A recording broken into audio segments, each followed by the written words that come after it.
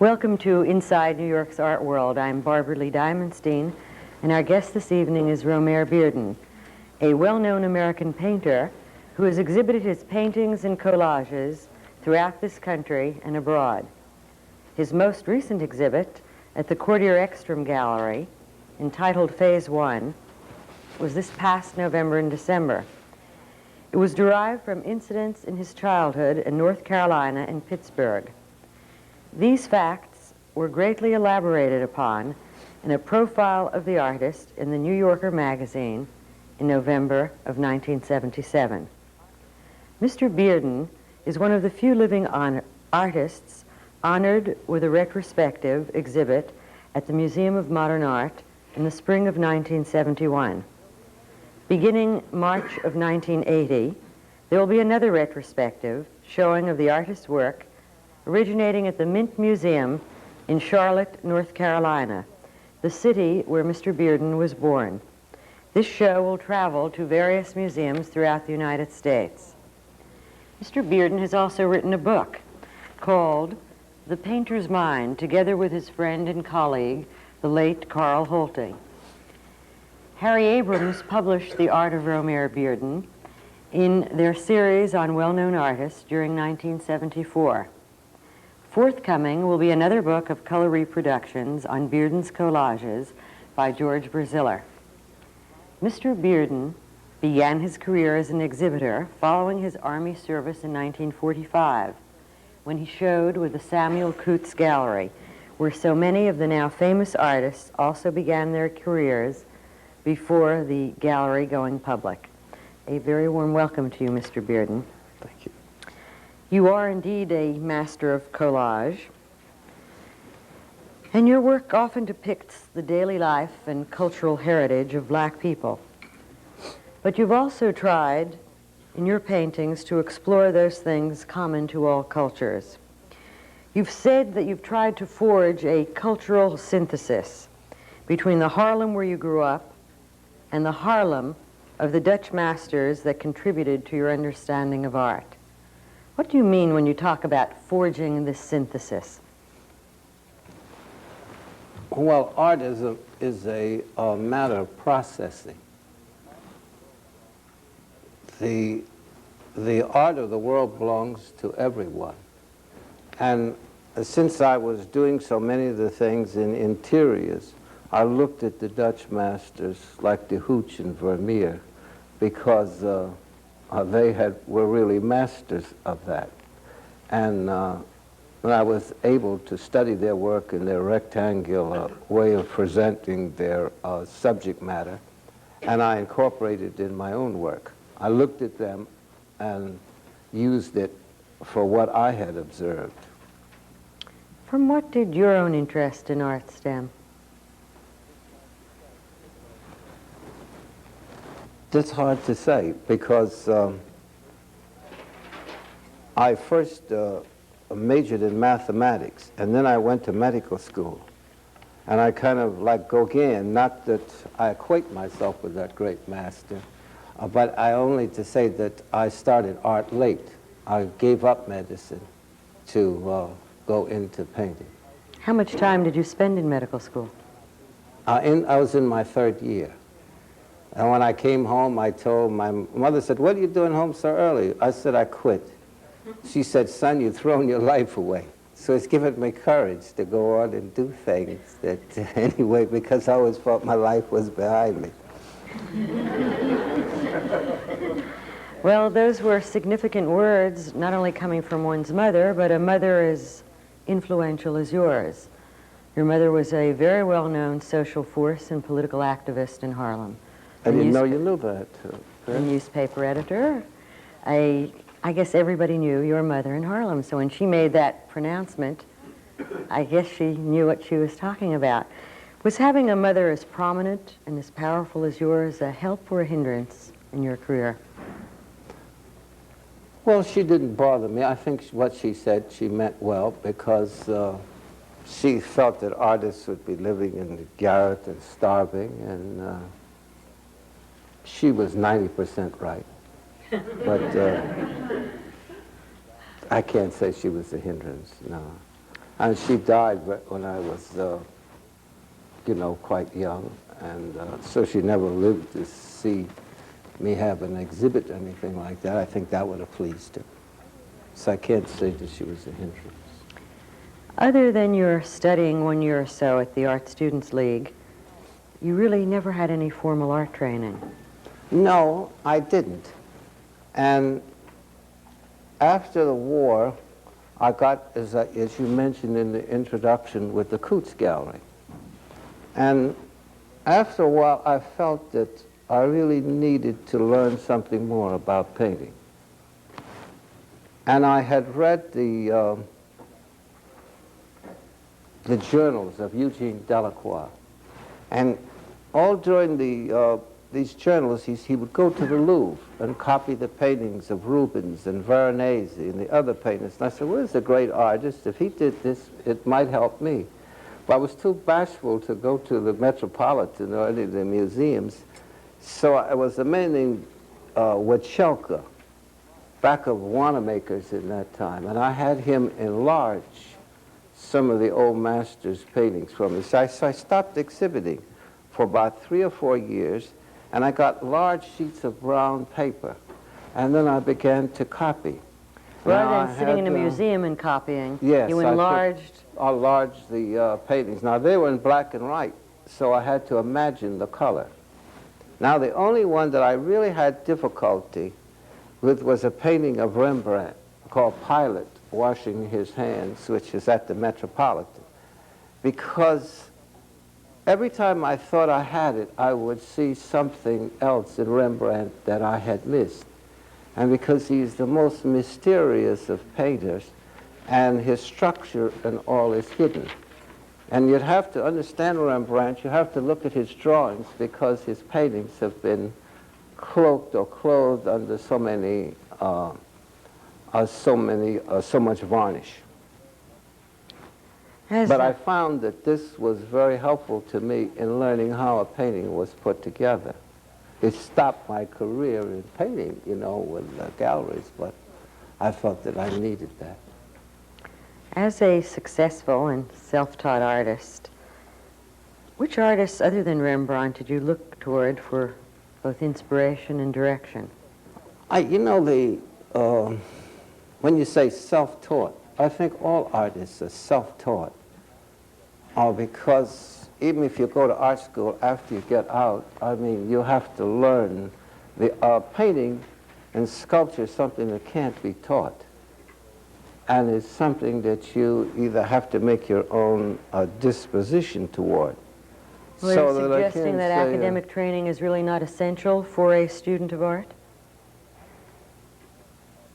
Well, I don't want to knock art schools, but I think that, as what I said, after you get out, you know, your study of art just begins.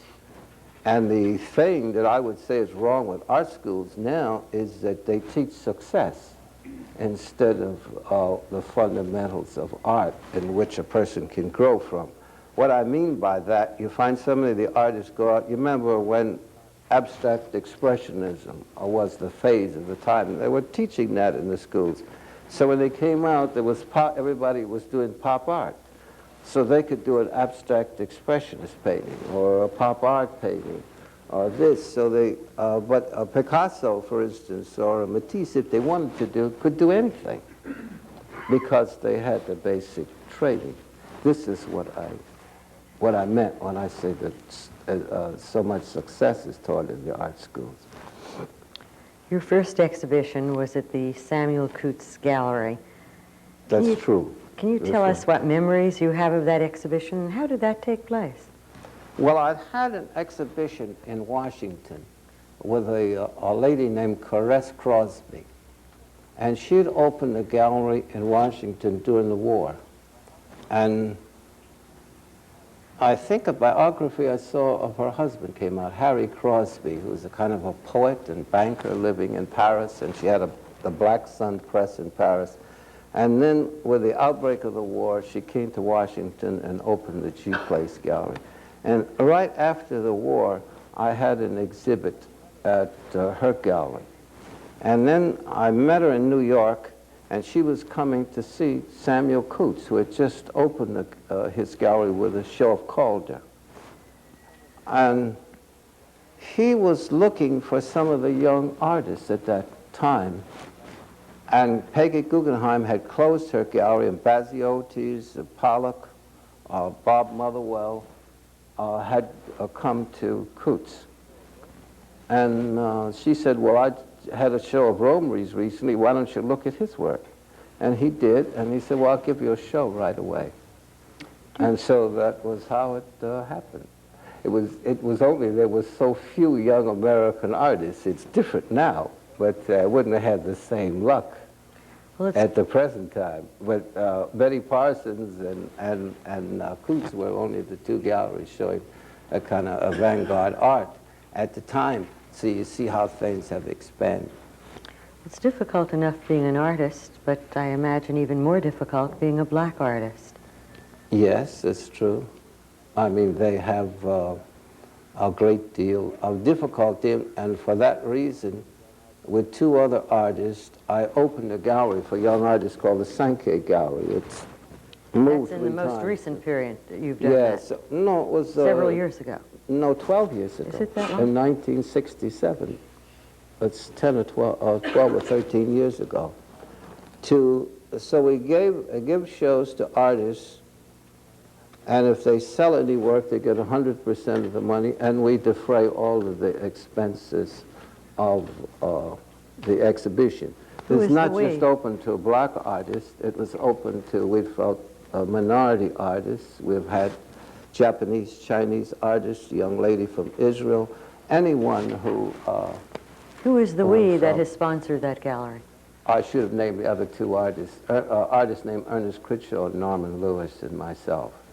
Now, in the last year, I'm no longer with the gallery because I've been out of town a little bit too busy to go around, because we had to go around searching for the artists, looking at the work, and I didn't have quite the time to do that. And who underwrites the gallery? Well, we put our own money in, and then we applied to the Ford Foundation first, and then to the New York State Council on the Arts, that's given us some help. Your recent paintings are filled with very sophisticated imagery. You used Egyptian hieroglyphs, Japanese woodcuts, African carvings, and Northern European motifs. What caused you to choose to revitalize ancient history and myth in your work? Well, everyone here should read a book called The King and the Corpse, because it is by Heinrich Zimmer, who is also a great art historian with a particular emphasis on Indian art. I don't mean American Indian, I mean East Indian art. Because I do try to deal with myth and ritual. For instance, a handshake is an extension of a ritual. As a painting of mine of a young woman taking a bath in a cabin, I guess, and there's a woman, older woman standing to her right, and a bird looking in the doorway. I call it Susanna at the bath.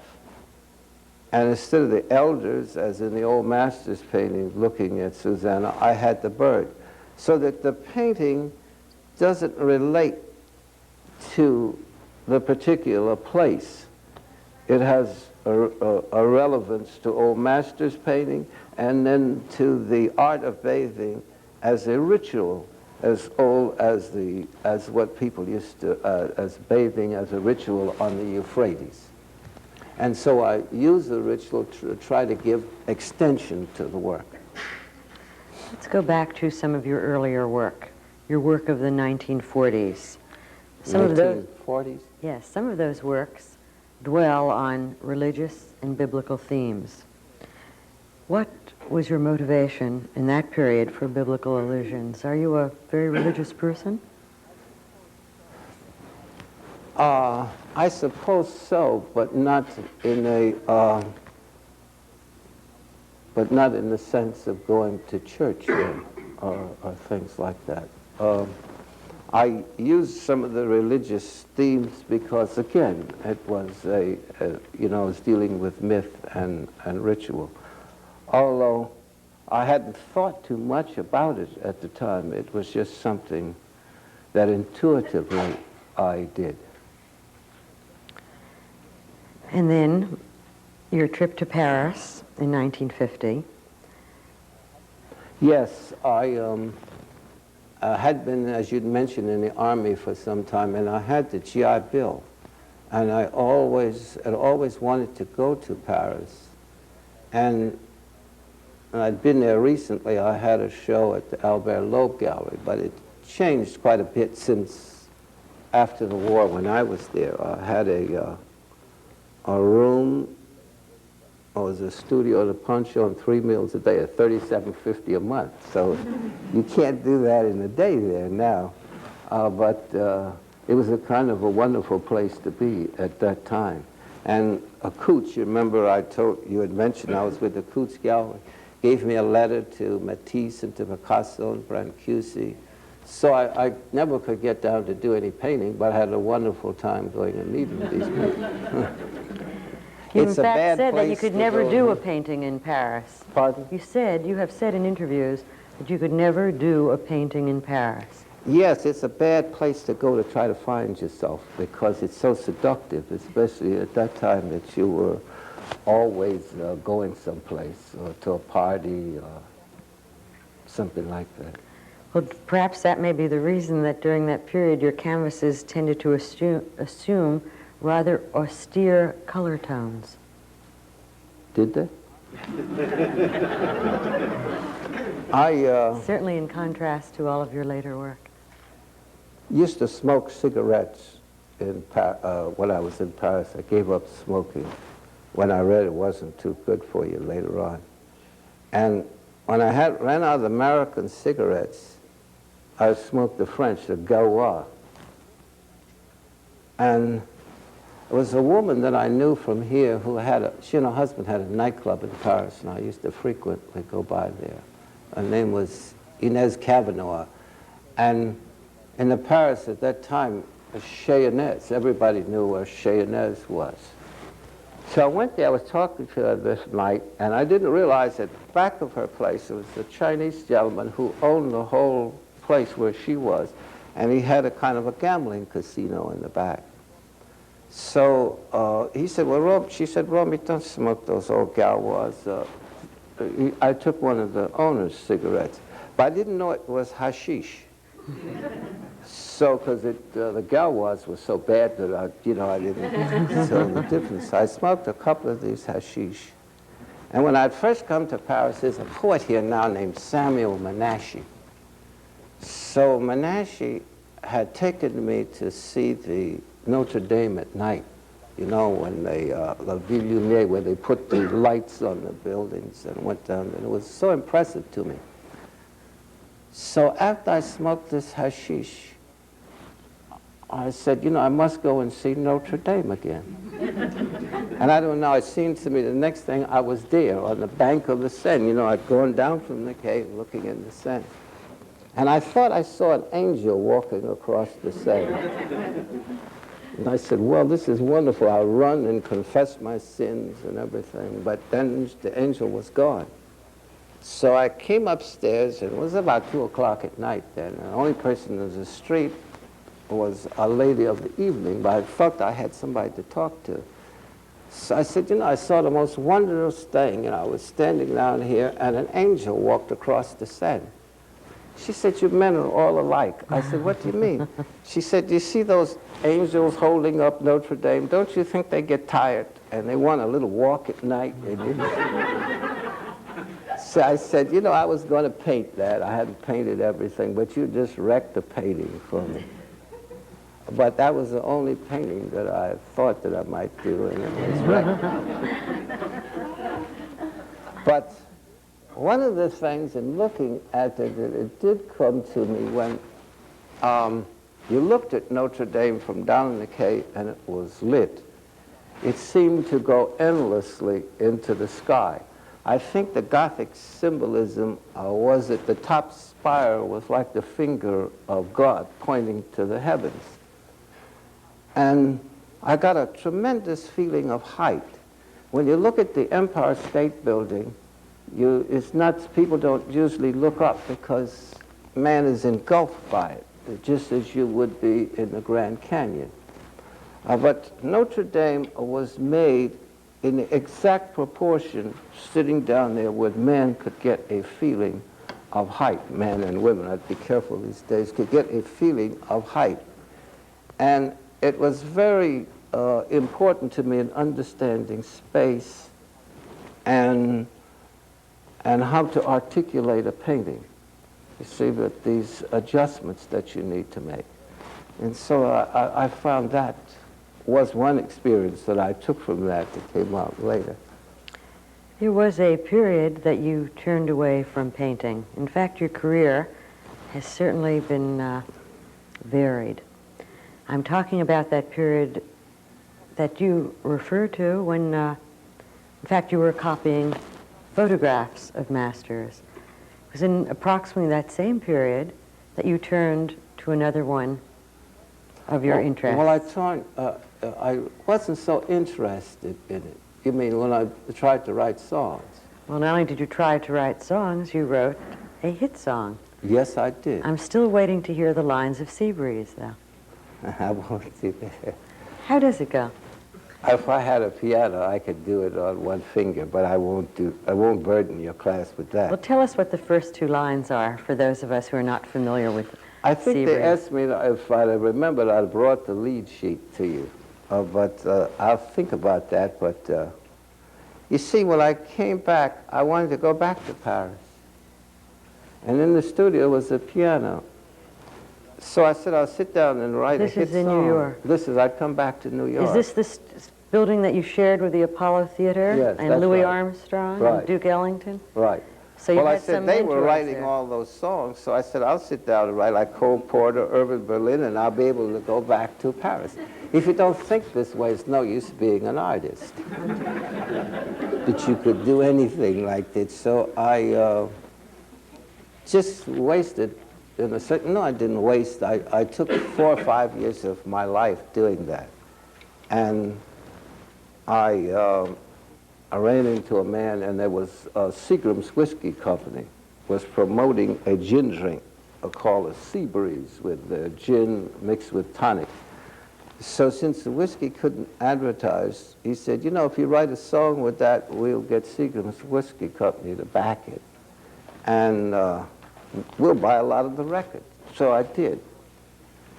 And Billy Eckstein recorded it. It's been recorded, maybe 20, because I still get money from ASCAP on it. But after that, I gave it up because I was a lady that you may have known named Hannah Arendt, you know, and her husband. She was a close friend of yours. Yes, and Heinrich Bleecker, more her husband. So he called me and he said, Romy, if you continue to do this, you'll never paint again because you really have no ability as a songwriter, and he was right. And then I began to get nervous.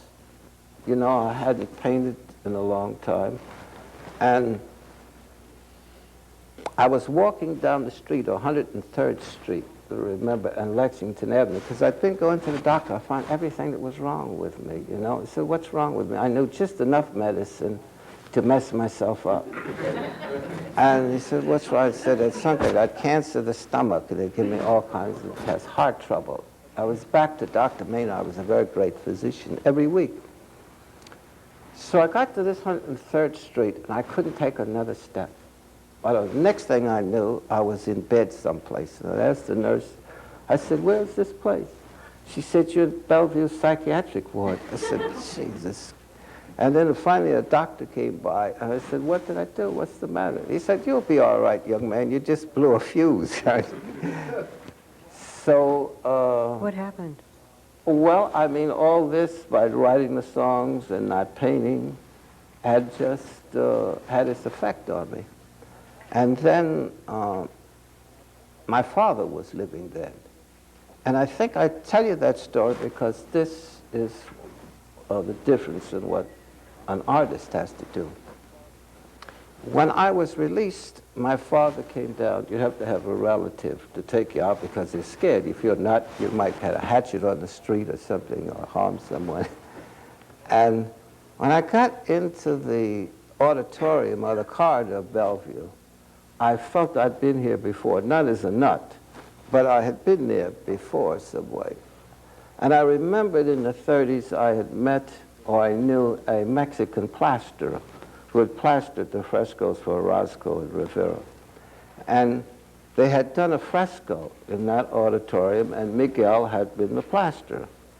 So I was telling my father, you know, and I pointed out to him, I said, it was over there, but they'd whitewashed it or painted white over it. And when you do a fresco, you paint in wet plaster, and you have to paint as, you know, into this wet plaster, and you have to do it till, you have to stay there till you finish. Mm-hmm. Or else you'd have to knock the plaster down, then plaster down, and then the next day they try to join it. And if you're a good plasterer, you have just a little seam. So I was going through this wall, you know, looking for these seams to see if this was the right place. So a guard was standing there, so you know when you're going down the wall. So he called my father, and he said, is this your son? My father said, yes. He said, well, I'm afraid he's coming back here. So, you see, I tell that story because is art and these things has no, especially the art of painting, has nothing in its ingredients to be lacrimose. That the artist has to take these things and out of the things that have happened to you, out of this cauldron, make it your art. Well, the remarkable thing about your life and your work and your art is that it is all attached to a story, and it is often the story of your own life. It seems that your art is very anecdotal. Would you agree with that? Yes, anecdotal. I like to refer to things that out of the, you know, the fulcrum of my memory, especially in these last a few shows. Some of them are not, but in this last one that it was. They weren't anecdotes. They were not reality, because we don't know what reality is. They had to do with a kind of actuality of mine. Before we come up to date again, let's talk about that period when you turned away from painting. In fact... Back to Bellevue or where? No. Back to working for the city. Oh, yeah. You took a legitimate job. You worked within a structure. How did you come to work for the city? I worked for the city because I felt, and this again where I'm going to get myself into trouble, I think that the worst thing that an artist can do is to teach art. And that if you, it's obviously obvious that an artist is very lucky if he's able to live with his art, from his art.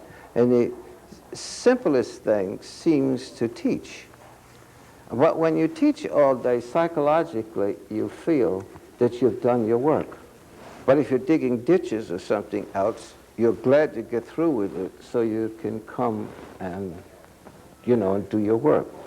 So I was offered or took this job working with gypsies. Was that part of the Department of Welfare? Yes, of social... the social welfare. Yes, and I did that until I felt that in the early 60s that I wanted to paint, and I told my wife to get a job and support me. But you worked with the Department of Social Welfare for about 14 years. About 14 years. And it isn't even that long that you have stopped having a full-time job, that you became a full-time painter. Yes, about 64. Well, I was always a full-time painter. Even when I was working, I was thinking about it. Along about the 1960s, in the midst of the civil rights movement, yourself and a group of other painters, black painters, formed a group called the Spiral Group of Black Artists in 1963. What caused you to come together as a group, and what was it that you tried to accomplish? Firstly, how did the name evolve? Well, they took it from the Archimedean spiral. An artist named Hale Woodruff suggested the title. It's going to have, I think, a retrospective show at the Studio Museum in Harlem in April or May.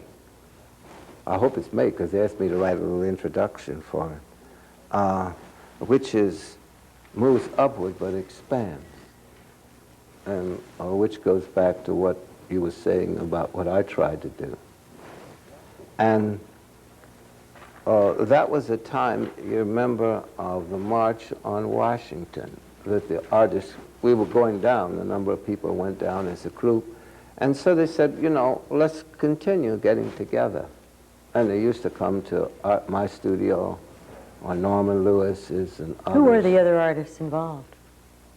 Well, it was Norman Lewis, Hale Woodruff, Charles Alston, Merton Simpson, Calvin Douglas. Merton Simpson, the dealer? Yes, he's a painter too. Yes. Emma Amos. It was about 15 artists. I'm getting senile. I can't think of the others at the moment. But there were about 12. Was 15, it to form a group, among Al other Hollingsworth, that you know. things, as a means of social protest? No, it was just coming together and talking about art. And you never evolved into any political forum? No. Do you think it's because a good part of that group really came of age before World War II? No, they didn't come to any political forum, because all of the art organizations that I've been associated with, artists can't agree on anything. Anyway. No. Any one particular. One of the ideas that the Spiral Group had in mind was to paint collaboratively. Was that a very good idea, and was it a success? Well, they didn't have it in mind, but it came up one time. Instead of one artist painting a picture, let's see if 2 or 3 of us could work on one, but the question there was how to bell the cat. When I came home one evening, I saw some of my wife's ladies' magazines, you know, Vogue and the others. And I said, gee, if I cut some of these pictures out here, and I was one of the artists, I forgot, Richard Mayhew. He's a landscape painter, maybe the trees and things, that he could do this, and I could, others of us could put in figures, and let's see imaginatively what we might evolve. And I told the other artists about this, and everybody was enthusiastic. So we were to meet one Saturday, and no one came but me. So I began to put these things together. And that's how I got into doing the Is that how you collages. began to experiment with collage? Yeah. From the cutouts of magazines that you found at home? Yes, that's right. And how did that evolve? As I told you. I mean, what happened from that point on? Did you find collage such an ideal medium for you? It was such an ideal medium for me because at that time I was interested in doing something that would say, you are there, you know, like the, and we're so much conditioned now by the television and the size of the television screen and the immediacy of it. And also, as Paul Valery says, man's patience has been killed by the machine. And so if you put all the great artists together, you couldn't paint something anymore with the actor or with the realism of Van Dyck and Dürer and these artists. Even the magic realists, you know, that it comes from the photograph, you know, but your patience to sit down and do that. So I could cut out the pictures and make the collage from that. And that was how I first did it. And then I said, look, you know, cutting out pictures like these two ladies sitting here in the front. And they might sue me for doing this. And then I had to think of other ways of doing it so that it wouldn't be actual people.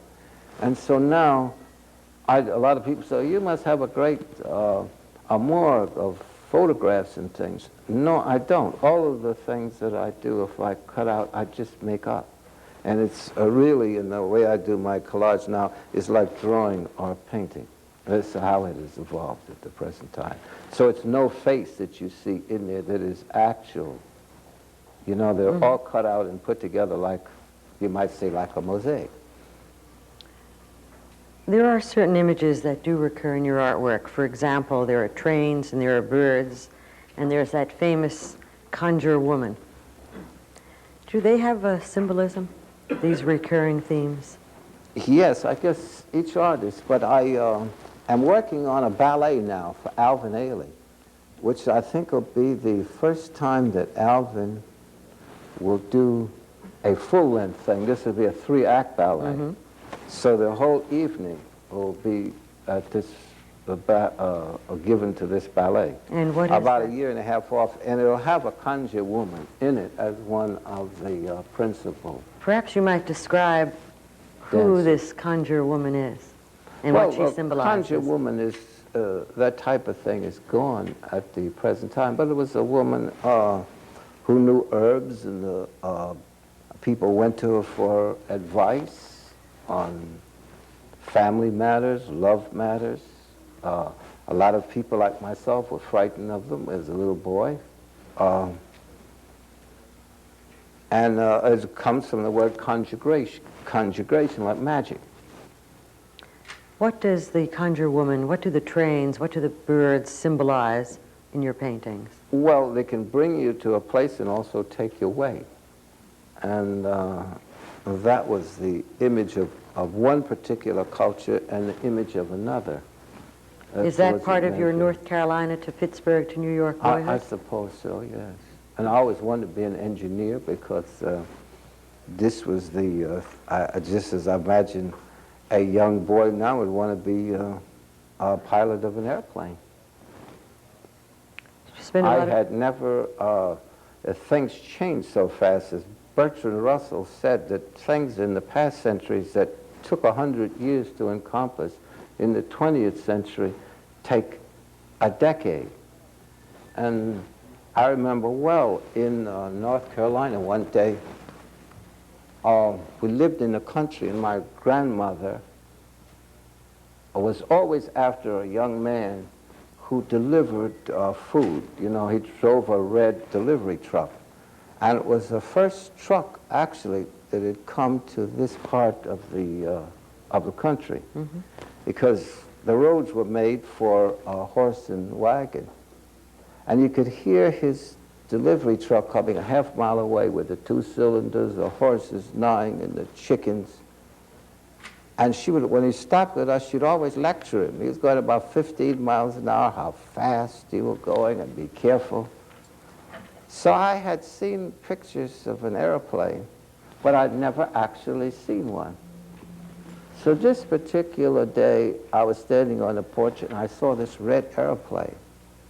And I was just beside myself. So I was jumping up and down the porch, and I called my grandma. She thought there was something had happened to me. So she came running out. So I said, "Grandma, look, look." She said, "Oh, my God, I told that boy to be careful. The way he drove his thing. Now I wonder how in God's name he's going to get down." So I knew better to tell her that this wasn't the truck up there. It was somebody flying, because I knew I'd get a whipping. But you see how swiftly things had changed. You see, she couldn't encompass the fact that something could get up there and fly like a bird.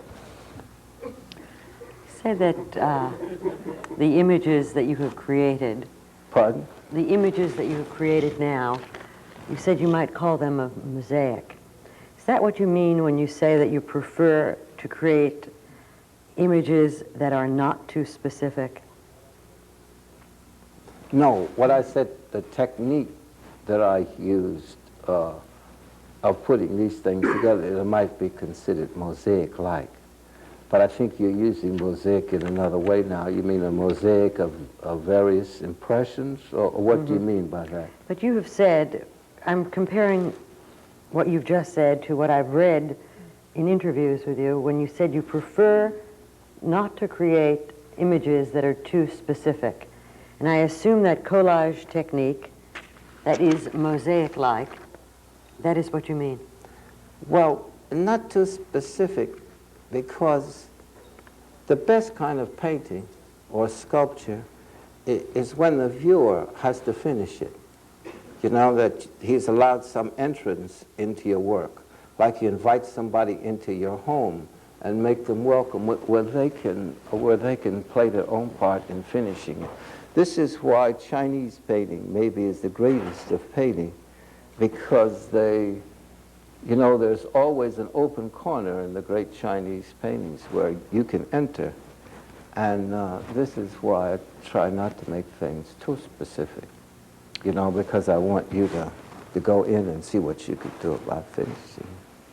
You're asking good questions, and that makes me good. Your work has a direct relationship to the black experience.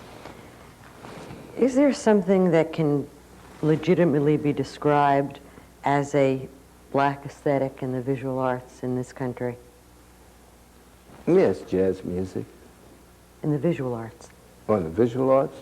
I guess I hadn't thought about that very much. What I do is, as you said, yes, just look at my work. Jacob Lawrence, Pippin, a few others that I don't want to go any further. I might miss somebody, you know. I want to come back for a moment to the Spiral Group, who in the midst of the fervor of the 1960s were a group of minority artists that never participated in the civil rights movement. Did you all never convey your opposition to existing laws, to the continuing discrimination and social injustice? Yes, they had some... How did that express itself? They had a show just in black and white. And some artists did. Like I remember Alston, Norman Lewis, even though it was quite abstract and non-representational, had a very moving painting. Some of my early things, some did and some didn't. You know, you live in a democracy and people make their own choices that way. And what was the choice that you made? Well, I don't have any of those paintings. You asked me to bring a poster or something. I couldn't find any. But if I'd had slides or something of those early things, you could have seen them. Maybe sometime. Good. You'll invite me back. We would like to do that. Okay. Just show my slides, then you'd see them. We talked about a black aesthetic, and you referred to jazz almost by instinct. You grew up, I guess, surrounded by the music of Duke Ellington and Louis Armstrong and Fats Waller and Billie Holiday. Is there a common meeting ground between jazz music and your own artwork? How influential were they on that? It was very interesting. I was looking at one of the art magazines, and there was an article on Jackson Pollock and jazz. And I know that you see, we mustn't confine ourselves to, because I remember coming up at that time with the abstract expressionist painters. Most of them painted to jazz music.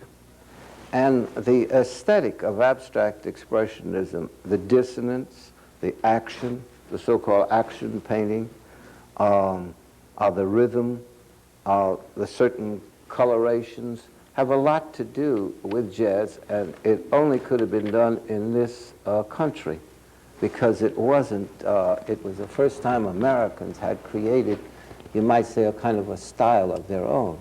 And it is rooted into the American experience. So, I mean, the American, for instance, James Joyce is a much more of a black writer than James Baldwin, whose style is very limpid and owes very much to someone like Oscar Wilde. While Joyce's style is very much the style you hear of people on the street. So these things don't run in ethnic. When I was a little boy, Babe Ruth, you know, was the big baseball player. He hit a home run, and Lou Gehrig shook his hand. Everybody does this, black or white. So that blacks coming into baseball, basketball, and these things, although they didn't invent it, have changed the complexity of the way it's played. So anyone who becomes an American becomes four things. He becomes part Indian, he becomes part black, he becomes part Anglo-Saxon, and he becomes part frontiersman, because these are the roots out of which the American experience grows. So that's why I say we mustn't be too confining. You confine and find yourself in some place so that you can expand. When you were a student at the Art Students League in the late 1930s, one of your teachers was the German emigre George Gross. Did his rationalistic artwork that depicted German society provoke your own bent toward depicting the American Negro as a subject? Was he a great influence on you artistically? Mm-hmm. Were you doing Gross cartooning before that? I was trying to do cartoons, yes, before, because Gross used to tell me, said, you don't have the same problems as the other art students, you know, because they just but you just don't observe anything. You just blast it all over. Why don't you draw a hand or something, or a nose as big as the whole piece of paper, so you really look at something. So he was a great teacher, but you don't have there's other people like that are kind of going. Wittmann, Groats, and the others. To the works of what other artists do you most respond? Would it be fair to say that the form of Matisse was influential in the development of your work? Artists like any artist that can help them in their own work at the time. So whoever you need for help is who you like. And who do you like? Well, you know, as you said, Matisse, as I had met Matisse, because I'd mentioned that Coots had given me a letter to him, and I went to see him, and this was shortly after the war, and someone said, you know, he likes chocolate. So I went to the Army PX, and I got some chocolate, but he didn't like it. He said, this is American chocolate, this is awful stuff. You wanted Swiss chocolate. So the first interview wasn't so good. But after that, you know, that I saw him 2 or 3 times. And the last time I saw him, I was sitting in the, I believe the Dome is a cafe of Paris, and someone hollered, it was twilight. I think the French, some of the French, especially in the small, the farming areas, is something always referred to, le temps entre le chien et la garbeau, the time between the dog and the wolf, twilight. And it was that time which is always a kind of a quiet and placid time. And someone said something, I forgot the exact words, but the master is passing by. We don't know whether God had come back or what, but there was Matisse. He was very elderly. A young man was supporting him. There were 2 young ladies like yourself walking behind him. I guess they were models. And all of the waiters, about 10 waiters, went to the front of the cafe and began to applaud. And the people all stood up and began to applaud. And it made me as a young artist feel so good, because it wasn't Maurice Chevalier or Brigitte Bardot, but a man who had changed the way people saw life. And Matisse was oblivious to what was going on until a man called his attention. And then he went and shook hands with all the waiters. So it was a very touching thing. And, excuse me, it was the last time he died shortly after. But this was on the Avenue, and it certainly was, you know, a big lift in that sense to me. Well, So go ahead. Take a risk. Pardon?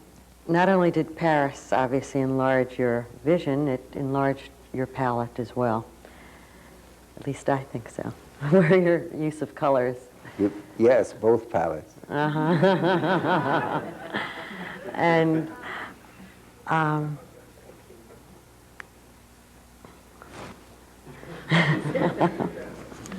lost the question now.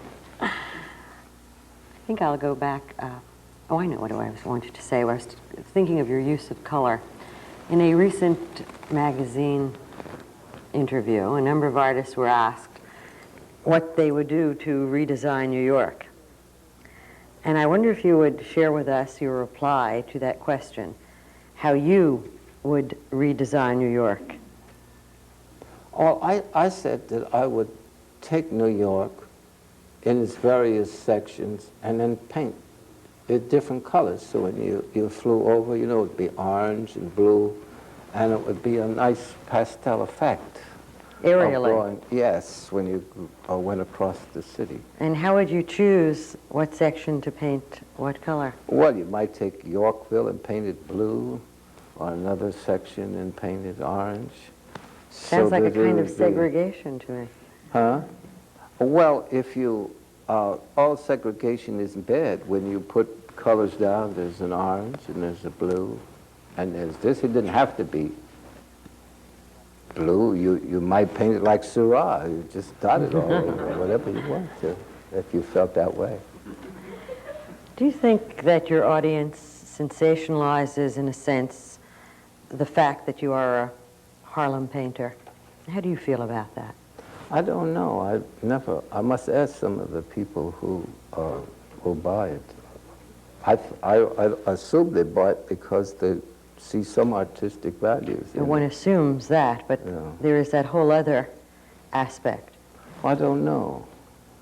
I hope they see something else in it.